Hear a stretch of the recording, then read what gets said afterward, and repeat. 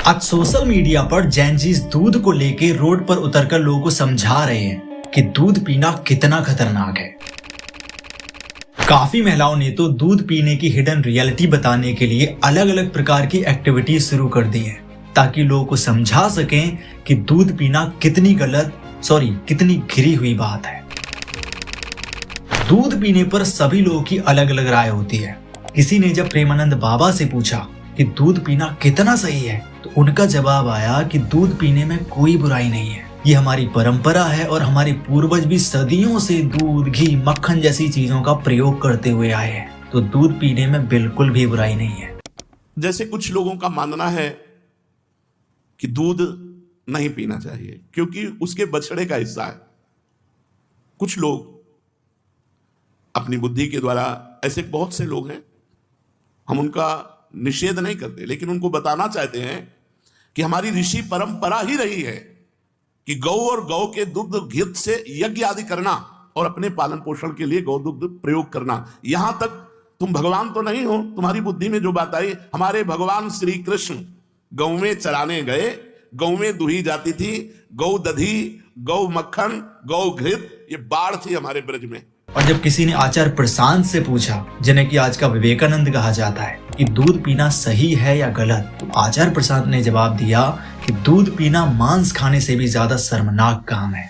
जिस गाय का तुमने आज दूध पिया है, कल वो गाय क्या बन जानी है? वो बीफ बन जानी है, और क्या होना है। गाय ने जिस दिन दूध देना बंद किया, वो कहाँ गई? 100 में से 1 या 2 गायें पहुंचती हैं बेचारी गौशालाओं तक, बाकियों का तो बड़ी क्रूरता से वध होता है। ये बात तो देश के आम नागरिकों को खुद ही समझ जानी चाहिए कि भारत बीफ का इतना बड़ा निर्यातक है ही इसीलिए क्योंकि भारत में लोग मस्त दबा करके दूध पिए जा रहे हैं। तो दूध हमें जिस भी रेट पे मिल रहा है, 60 रुपए 70 रुपए, वो उस रेट पर मिल ही इसलिए पा रहा है क्योंकि फिर बाद में कैटल का स्लॉटर होता है। तो असल में हम सब सस्ता दूध पी ही रहे हैं उस बेचारे प्राणी के मांस की कीमत पर। अगर उससे मांस न लिया जाए तो दूध महंगा हो जाएगा। तो मैं बस सबसे यही निवेदन करता हूँ बार बार, ये आप ये सोचें कि ये जो आप दूध पी रहे हैं, क्या उसमें उस निरीह बेजुबान जीव का रक्त भी नहीं मिला हुआ है? बिल्कुल मिला हुआ है।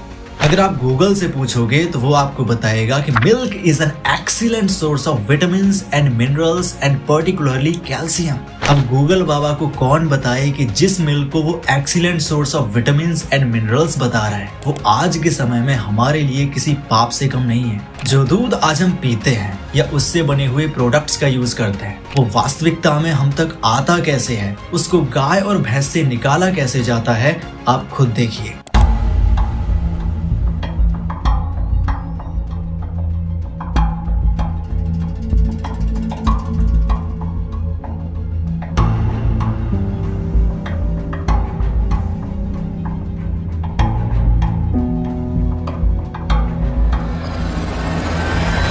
अगर आप पाप और पुण्य को मानते हो, धर्म और अधर्म को मानते हो, तो आप इस बात को हजम क्यों नहीं कर पा रहे हैं कि गाय जो दूध देती है वो उसके बच्चे के लिए होता है, भैंस जो दूध देती है वो उसके बच्चे के लिए होता है, लेकिन उसके बच्चे को एक साइड करके खुद की बाल्टी भर लेना, ये कहाँ का धर्म है? आप उनके बच्चे हो क्या? इस तरीके से इंसान गायों को माता कहते हुए भी गायों के साथ और उनके बछड़ों के साथ अत्याचार नहीं कर रहा है। माँ का जो दूध पीना बच्चे का हक होता है, प्राकृतिक रूप से उसके हक को मारकर हम खुद का पेट भर रहे हैं और अपने इस अधर्म और बेशर्मी को सच का मुकुट पहनाकर गर्व के साथ चिल्लाते हैं, गाय हमारी माता है। और जब गाय को माता मान सकते हो तो बछड़े को भाई क्यों नहीं मान सकते? बताइए मुझे। ये नहीं करेंगे क्योंकि अगर बछड़े को भाई मान लेंगे तो वो भाई पूरा दूध पी जाएगा और हमारे अंदर प्रोटीन की कमी हो जाएगी। शर्म आती है ये कहते हुए कि जिस दूध को हम प्रोटीन का सबसे अच्छा सोर्स मान रहे हैं, उसे निकालने के लिए इंसान किस हद तक गिर सकता है।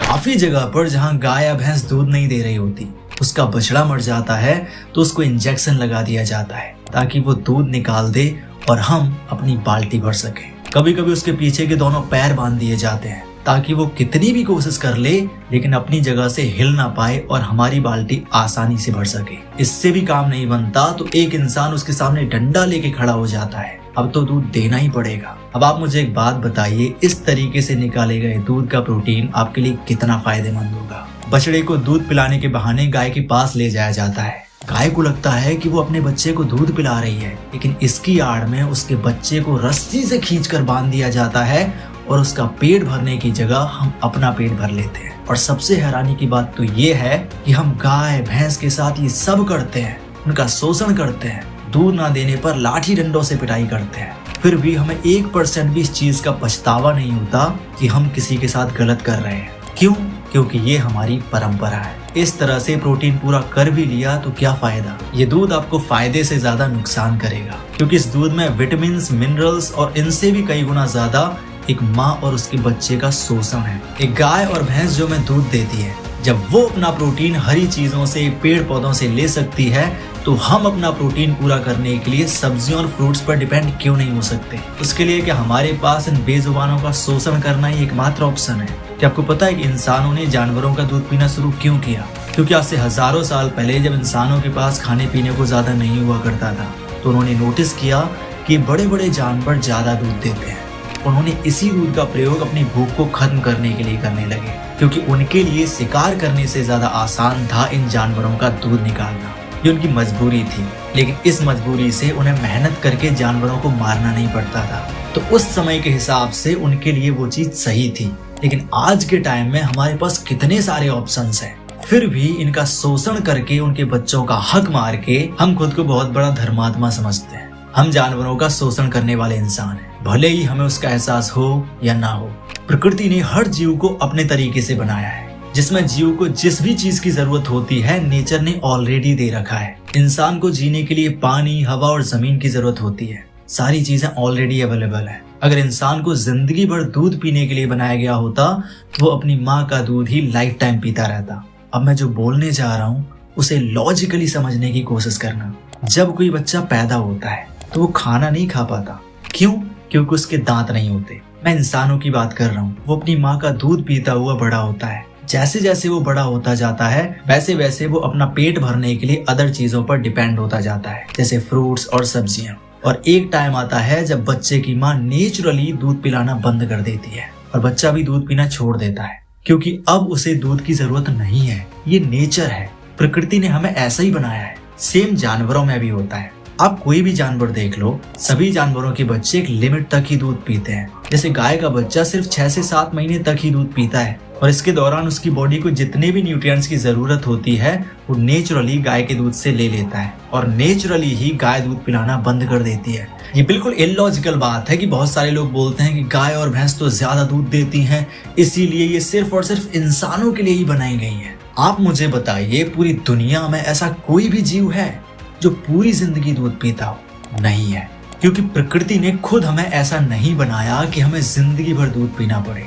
बस इंसान एकमात्र ऐसा प्राणी है जो जिंदगी भर दूध को पीता रहता है। और सबसे हैरानी की बात तो ये है कि प्रकृति ने ऐसा कोई जीव नहीं बनाया जो किसी दूसरी प्रजाति के जीव का दूध पीता हो। आप सोच के बताइए, ऐसा कौन सा जीव है जो दूसरी प्रजाति के जीवों का दूध पीता हो? आंसर है इंसान।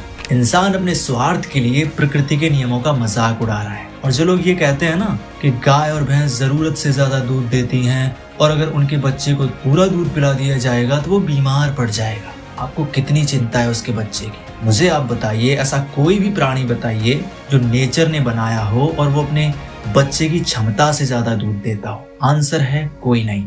इंसानी बच्चे को भी जितनी दूध की जरूरत होती है उसकी माँ नेचुरली उसे उतना ही दूध पिलाती है। और इस केस में इंसान और जानवर की कंपैरिजन नहीं की जा सकती, क्योंकि गाय और भैंस जैसे जानवरों में उनके बच्चे 6 से 12 महीने में 120 से 150 किलो तक के हो जाते हैं और दूध पीना पूरी तरह बंद कर देते हैं। बात को समझो, गाय के बछड़े को कम समय में ज्यादा वेट चाहिए और उसको ज्यादा डेवलपमेंट की जरूरत होती है, तो नेचर ने उसकी माँ को ऐसा बनाया है कि वो 3-4 लीटर दूध पिए, क्योंकि तभी उसका सही से विकास हो पाएगा। गाय जो दूध देती है वो ज्यादा नहीं है, बल्कि उसके बछड़े के लिए पर्याप्त है और एक बच्चा लगभग 3 सालों में पूरी तरह डेवलप हो जाता है, लगभग 250 से 300 किलो का।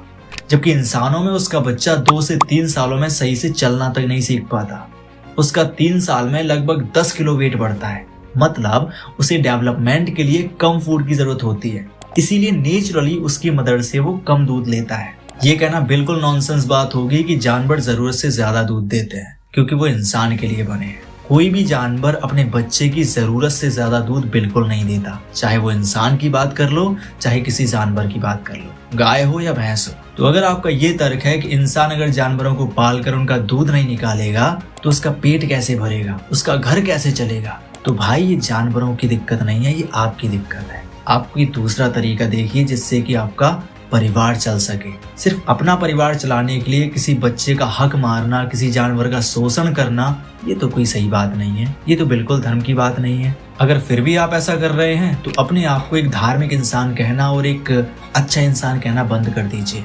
काफी लोग कहेंगे कि श्री कृष्णा भी तो मक्खन खाते थे, तो क्या वो भी अधर्मी थे, वो भी पापी थे? बात तो आपकी बिल्कुल सही है, कृष्णा मक्खन तो खाते थे, लेकिन उस टाइम पे गायों की जिंदगी देखिए कैसी होती थी। उनके समय में गायों को परिवार का हिस्सा माना जाता था, उनका शोषण नहीं किया जाता था, बच्चे गाय से अलग नहीं किए जाते थे, गाय के सामने लाठी लेकर लोग खड़े नहीं होते थे, गाय के पैर बांधकर उसका दूध नहीं निकाला जाता था, और जब गाय दूध नहीं देती थी तो उसे बूचड़ खाने में कटने के लिए नहीं बेचा जाता था। लेकिन आज मुझे कुछ कहने की जरूरत नहीं है, तो इसीलिए अपने आप की तुलना कृष्ण से मत करो।